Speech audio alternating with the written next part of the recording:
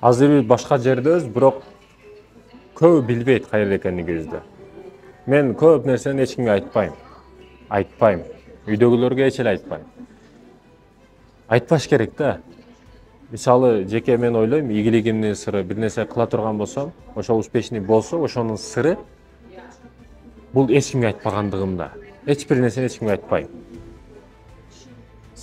Мурда жаштыгымда, мектеп учурумда эстейм да, үйдөгүлөргө мындай кылам десем, айтсам, ошо айткан ишим окшобой калат эле да.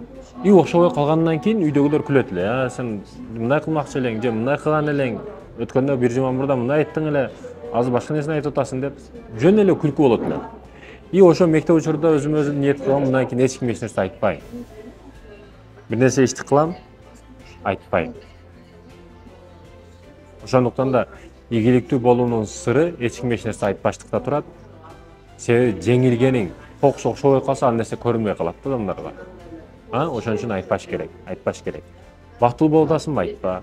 Башка мамлекетке эс алганы кетип атасыңбы? Айтпа. Англис тилин үйрөндүңбү? Айтпа. Жаңы машина алдыңбы? Айтпа.